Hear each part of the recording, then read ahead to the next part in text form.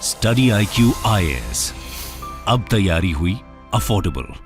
नमस्कार दोस्तों जैसा कि आपको पता है आज बजट आया है। इसका वीडियो ऑलरेडी अवेलेबल है, मैंने बना दिया है, अपलोड हो गया है, उसको जरूर देख लेना। लेकिन जब ये बजट प्रेजेंट किया जा रहा था तो स्टॉक मार्केट पे लगभग सब कुछ अच्छा चल रहा था। जो सेंसेक्स है वो भी 1000 पॉइंट से ऊपर था, काफी कुछ अच्छा चल रहा था। लेकिन अचानक से, इनफैक्ट मैं बताऊं तो मैं वो वीडियो रिकॉर्ड कर रहा था और उसी समय पता चला कि स्टॉक मार्केट अचानक से काफी गिर गया है। और उसका सबसे बड़ा कारण था अडानी शेयर का गिरना। अडानी का जो एक ग्रुप का एक कंपनी है, सबसे मेन कंपनी है अडानी एंटरप्राइज, उसका जो शेयर प्राइस है, जी हां, आज के दिन 35% तक गिर गया था। यहां पर आप देख सकते हो Adani enterprises share crash 35% as credit Suisse halts margin loans on groups bond. तो यहां पर हुआ क्या है एग्जैक्टली? क्योंकि ऑलरेडी प्रॉब्लम तो चल ही रहा था अडानी के ऊपर, लेकिन यहां पर ये क्रेडिट स्विस ने ऐसा क्या कर दिया है जिसकी वजह से यहां पर इनका जो शेयर प्राइस है, जो कि लगभग 2900 रुपीस के आसपास था अडानी एंटरप्राइज का, ये गिरकर 1900 के आसपास आ गया था। तो एग्जैक्टली हम जानेंगे इस वीडियो के अंदर, काफी कुछ जानने को है। चलिए आगे बढ़ते हैं, लेकिन उससे पहले ध्यान रखिएगा, अगर आप यूपीएससी की तैयारी कर रहे हो, इस साल का यूपीएससी का एग्जाम दे रहे हो, आज ही नोटिफिकेशन आया है, तो इसके लिए आप हमारा जो बैच है प्रीलिम्स क्रैक करने का, वो आप ले सकते हैं। क्योंकि इसके अंदर 200+ आवर से ज्यादा की लाइव क्लासेस के माध्यम से स्टैटिक और करंट अफेयर्स का प्रिपरेशन कराया जाता है ताकि आप प्रीलिम्स को क्रैक कर सकें। रिवीजन बुक्स आपके घरों तक भेजे जाते हैं। Open mock test, all India open mock test आप दे सकते हो। ये सारी चीजें बहुत कम रेट पर। आपको हमारे वेबसाइट ऐप पर जाना है, कमेंट सेक्शन में भी इसका लिंक मिल जाएगा, वहां पर जाकर यूज करिए code Ankit live to get the maximum discount. अगर मान लीजिए आप अगले साल के लिए तैयारी कर रहे हैं जहां पर आपको प्रीलिम्स और मेंस की पूरी तैयारी चाहिए, तो ये भी आप ले सकते हैं। एनसीईआरटी लेना हो उसके लिए ले सकते हैं। Just use the code Ankit live ताकि वहां पर आपको और एक्स्ट्रा डिस्काउंट मिल जाए।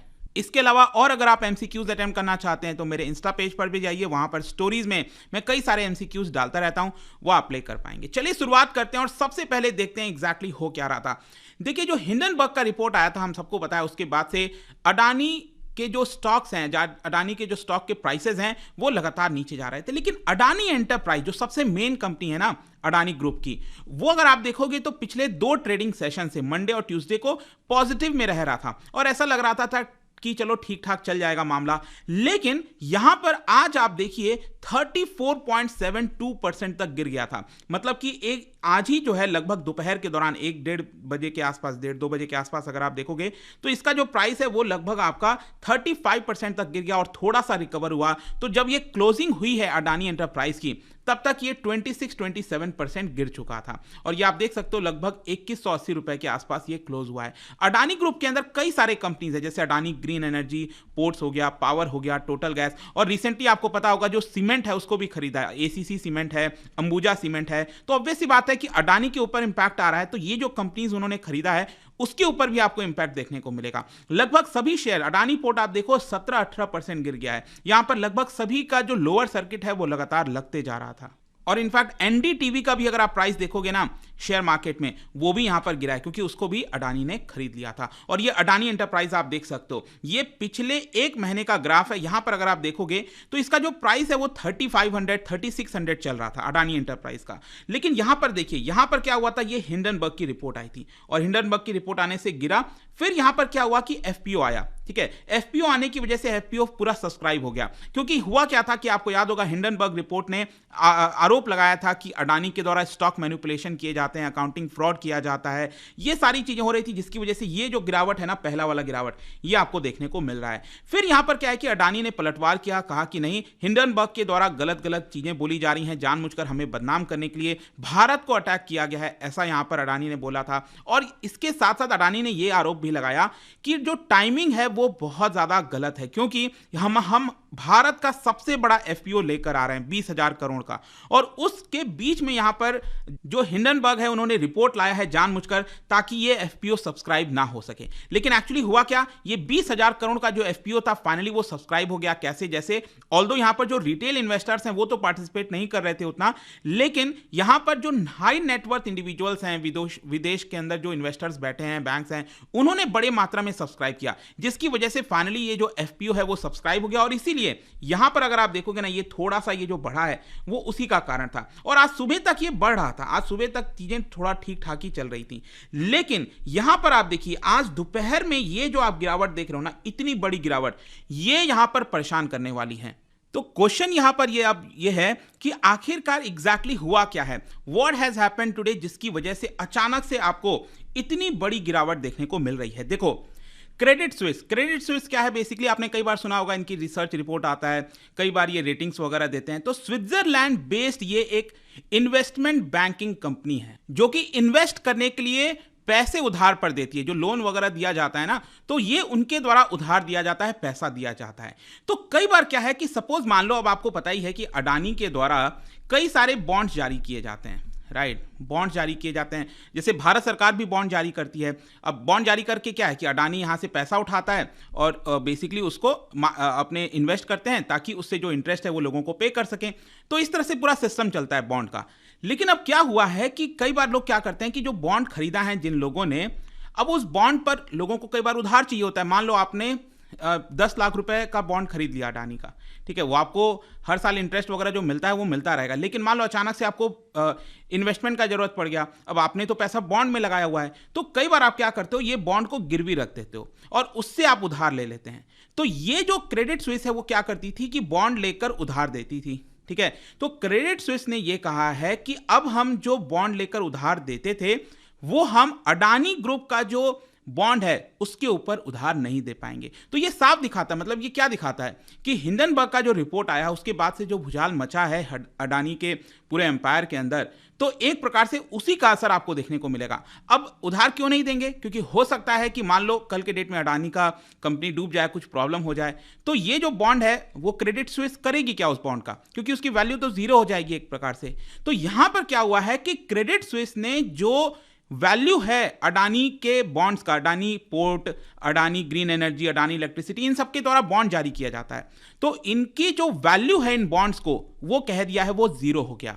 मतलब अगर आप ये बॉन्ड लेकर जाओगे उनके पास और कहोगे हमें यहां पर कुछ उधार दे दो, तो ये लोग उधार नहीं देंगे। मान लो आपके पास 10 लाख का बॉन्ड था, तो 10 लाख के ऊपर 80% कई बार ये लोग पैसा दे देते थे कि 10 लाख के ऊपर आपको 8 लाख का उधार मिल गया, ठीक है। लेकिन अब ये उधार यहां पर नहीं मिल रहा है। तो बेसिकली अब क्या है कि जिन लोगों ने उधार लिया था, मान लो किसी ने यहां पर 10 लाख का बॉन्ड रखकर 8 लाख उधार लिया था, ठीक है, लेकिन अब क्या है कि इसकी वैल्यू उन्होंने जीरो कर दी है। क्रेडिट स्विस ने कहा है कि हम इसको मानेंगे नहीं बॉन्ड को, आप बॉन्ड वापस ले जाओ अपना, हमें कोई और कोलैटरल ला कर दो। मतलब अगर आपको ये कंटिन्यू करना है 8 लाख का लोन, तो आपको कोई दूसरी चीज गिरवी रखनी होगी, तभी आपको ये मिलेगा। अगर आप हमें कोई दूसरा कोलैटरल नहीं दोगे तो ये जो आपका जो पैसा है जो 8 लाख का है वो हम लिक्विडेट कर देंगे, जो आपने इन्वेस्ट वगैरह जहां भी किया है उसको लिक्विडेटेड कर दिया जाएगा। तो एक प्रकार से अडानी के कंपनी का जो बॉन्ड्स है उसकी वैल्यू जीरो कर दी है। किसने? क्रेडिट स्विस ने। अब जरूरी नहीं कि क्रेडिट स्विस ने किया है तो क्या सभी बाकी ने भी कर दिया है, क्योंकि जरूरी थोड़ी है, ये तो एक लेंडर है, आप दूसरे के पास भी जाकर, दूसरे बैंक में भी जाकर आप उधार ले सकते हो। तो अभी के लिए बताया जा रहा है, जब मैं वीडियो रिकॉर्ड कर रहा हूं, कि यूरोप के अंदर और भी कुछ बैंक्स हैं, प्राइवेट बैंक्स हैं, जो उधार देने को रेडी हैं। वो उन्होंने अभी तक अडानी के जो बॉन्ड है उनको जीरो करार नहीं दिया है। जैसे कि वहां पर अगर आप जाओगे तो 75-80% तक आपको उधार मिल जाएगा। तो आई होप कि अब आपको समझ में आ गया होगा कि आज ये जो रिपोर्ट आई है ना क्रेडिट स्विस की, उन्होंने जो निर्णय लिया है, जो काम किया है कि अडानी के बॉन्ड्स को रिजेक्ट कर दिया एक तरह से, उसी की वजह से अचानक से पैनिक क्रिएट हो गया और यहां पर शेयर मार्केट में अडानी के शेयर्स अचानक से इतना ज्यादा गिर गए। अब क्वेश्चन आपके मन में एक और आ सकता है कि क्रेडिट स्विस ऐसा क्यों करेगा। देखो, एक तो हिंडनबर्ग का रिपोर्ट आया, उसकी वजह से प्रॉब्लम है, डाउट आ सकता है कि हमें ये बॉन्ड एक्सेप्ट करना चाहिए कि नहीं। फिर दूसरा मैं आपको बता दूं, क्रेडिट स्विस के अंदर भी कुछ प्रॉब्लम्स चल रहे हैं। इनकी जो कंपनी है क्रेडिट स्विस, जो इन्वेस्टमेंट बैंक है, उसके अंदर भी रिसेंटली कई स्कैंडल्स वगैरह देखने को मिले थे और बताया गया कि इनका जो 2022 का आखिरी 3 महीना था, क्वार्टर 4, उसमें यहां पर 1.5 बिलियन स्विस फ्रैंक का लॉस होने जा रहा है। तो ये भी लॉस से झेल रहे हैं। तो इनको डर है कि कहीं ना कहीं अडानी का भी अगर कुछ प्रॉब्लम हुआ, लॉस हुआ, तो इनको एक बहुत बड़ा झटका लग सकता है। तो ये सारी चीजें देखने को मिलेंगी। लेकिन इसके साथ साथ क्या हुआ है कि अडानी का जो शेयर गिरा है उसकी वजह से उसका इंपैक्ट जो है बाकी शेयर्स पर भी आपको देखने को मिलेगा। यहां पर आप देख सकते हो कि कई सारे बैंकों ने, जैसे पीएनबी, कैनरा बैंक, एसबीआई, इन्होंने पैसा दिया हुआ है अडानी को। तो जैसे ही अडानी के शेयर्स गिरे तो ये बैंकों के शेयर भी अचानक से गिरने लग गए। 5%, 6% इस तरह का आपको आपको डाउनफॉल देखने को मिलेगा। अब इन सारे चीजों की वजह से भारत में क्या हुआ है कि गौतम अडानी पीछे हो गए और मुकेश अंबानी वापस से रिचेस्ट पर्सन बन गए हैं भारत के। यहां पर आप देख सकते हो मुकेश अंबानी की वर्थ लगभग 84.3 बिलियन डॉलर है और अडानी की मैं आपको बता दूं अभी कुछ दिन पहले ही 120 बिलियन डॉलर, 130 बिलियन डॉलर इस तरह से चल रही थी। लेकिन कहीं ना कहीं मुझे लगता है कि आज ये जो शेयर में फॉल हुआ है उसकी वजह से इनका जो वेल्थ है वो लगभग 60 बिलियन डॉलर के आसपास आना चाहिए। मैंने कैलकुलेट तो नहीं किया है लेकिन इसी के आसपास रहना चाहिए, 60-65 बिलियन डॉलर के आसपास, वो थोड़ा आप देख लेना। तो आई होप कि ये वीडियो में आपको समझ में आ गया होगा कि एग्जैक्टली आज हुआ क्या, अडानी के शेयर में कैसे किस तरीके से क्रैश आया है। और जाने से पहले एक इंटरेस्टिंग क्वेश्चन, क्या बता सकते हो कि भारत का वो पहला कौन सा राज्य है जिन्होंने पॉलिसी लॉन्च की है to establish special agriculture zone? आपने स्पेशल इकोनॉमिक जोन के बारे में तो सुना होगा, लेकिन क्या स्पेशल एग्रीकल्चर जोन के बारे में सुना है? कौन से राज्य ने ये पॉलिसी लेकर आए हैं? इसका राइट आंसर आप सबको पता है, मेरे इंस्टाग्राम पर तो मिलेगा ही, वहां पर अगर आप नहीं हो कोई बात नहीं, टेलीग्राम से भी ले सकते हैं इसका सही उत्तर। मैं कई सारे जो एमसीक्यूज हैं वो यहाँ पर स्टोरीज में डालता रहता हूँ। बाकी अगर आपको पीडीएफ चाहिए तो टेलीग्राम पर आइए, अलग अलग सोशल मीडिया पर आप जुड़ पाओगे। और जैसा मैंने बताया था, यूपीएससी की अगर आप तैयारी कर रहे हो, इस साल का जो प्रीलिम्स है उसको क्रैक करना चाहते हैं या फिर अगले साल के प्रीलिम्स के लिए, use the code Ankit live हमारे वेबसाइट ऐप पर जाइए, कमेंट सेक्शन में भी इसका लिंक है, और अपनी तैयारी को स्टार्ट करिए। आई होप कि वीडियो आपको पसंद आया होगा। मिलता हूं आपसे next time, till then thank you very much, see you soon. Study IQ IAS, अब तैयारी हुई अफोर्डेबल।